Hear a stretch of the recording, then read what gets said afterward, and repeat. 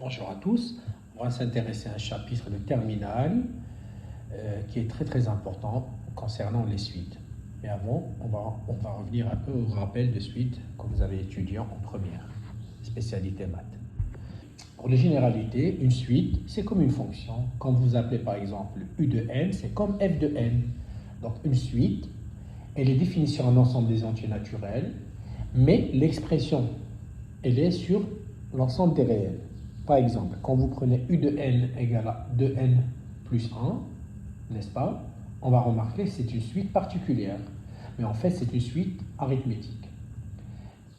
Un autre cas, vous pouvez prendre la suite Vn égale à 3n carré plus 5n plus 7. Alors cette suite, c'est une suite polynomiale parce que la fonction f de x, c'est une fonction polynôme. Ok? Puis après, on est capable de définir et programmer une suite. Donc pour la définir, par exemple, si on s'intéresse à calculer des termes, soit on peut prendre avec AlgoBox, sinon avec l'algorithme Python. Par exemple, si vous avez la suite d'expressions, la suite un définie par l'expression un égale à n carré plus 3n plus 2, première des choses qu'il faut faire, def suite, n, de points, et puis on va introduire, ou là on va utiliser l'expression de la suite un, il faut faire retourne n au carré, donc n double astérix 2 plus 3 astérix n plus 2. Et puis la commande qu'on va leur dresser, calcul des 10 premiers termes. Donc terms en anglais, et puis tu fais suite n for n in range 10, donc 10, puis print, c'est-à-dire il va te donner les terms, ok, c'est-à-dire l'expression des 10 termes, carrément. Maintenant, pour voir l'évolution d'une suite, ou encore les variations monotonées d'une suite, on dit qu'une suite est croissante lorsque, quel que soit n appartient à n, un plus 1 est plus grand que un. Donc ça veut dire que le successeur est plus grand que le prédécesseur. Le contraire, elle est décroissante si quel que soit n appartient à n, un plus 1 inférieur ou égal à un. Donc on dit qu'une suite est monotone s'il est soit croissant, soit décroissante.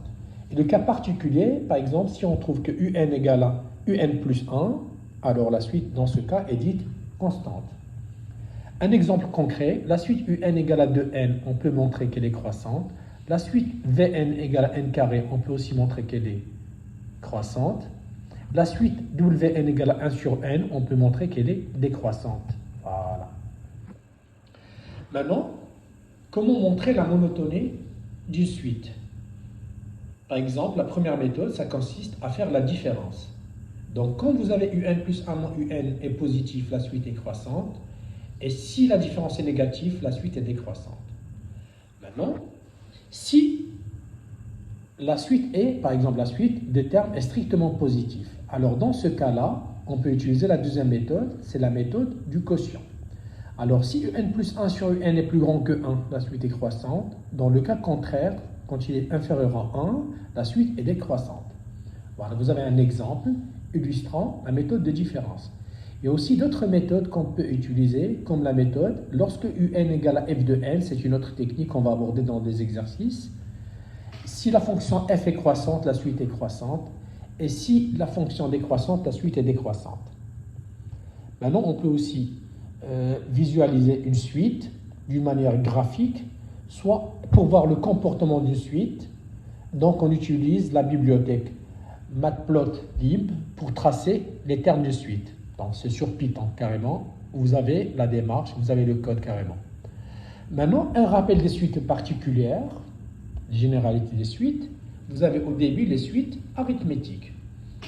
Donc, une suite arithmétique, c'est une suite qui, chaque terme, n'est-ce pas, c'est-à-dire le terme, le successeur, c'est le prédécesseur augmenté d'une raison R, qui peut être soit positif ou négatif. Donc, comment on la reconnaît? Lorsque vous faites par exemple la différence de un plus 1 moins un, généralement ça doit être une constante. Par exemple, la suite un égale à 3n plus 1 est une suite arithmétique de raison 3. Une petite astuce, tac tac, quand vous avez la suite un, c'est sous la forme an plus b, alors ça veut dire comme l'expression y égale à x plus b, ça veut dire une fonction affine, forcément la suite, elle est arithmétique de raison A et de premier terme B. Donc voilà, l'expression de la suite, c'est que un égale à u0 plus nr.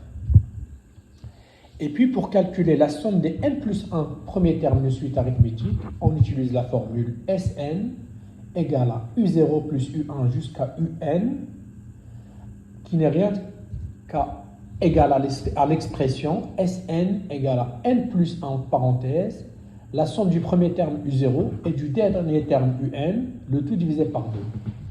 Par exemple, pour la suite un égale à la somme des termes, encore ce qu'on appelle la suite des termes des nombres impairs, un égale à 2n plus 1, on remarque que Sn n'est rien que par calcul, c'est n plus 1 au carré. Donc un égale à 2n plus 1, c'est ce qu'on appelle la suite des termes impairs.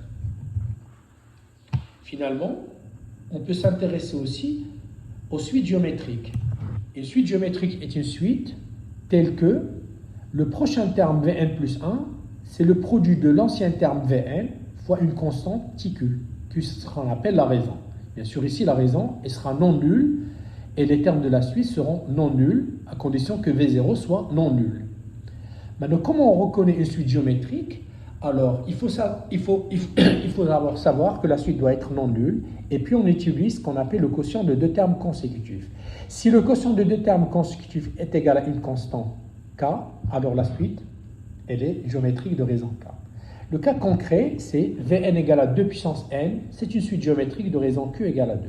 Comme tout à l'heure, je vais vous donner une tac-tac pour les suites géométriques. Si vous avez Vn, elle est sous la forme grand A fois B puissance n, alors c'est une suite géométrique de raison petit q égale à b, et le premier terme, c'est grand A.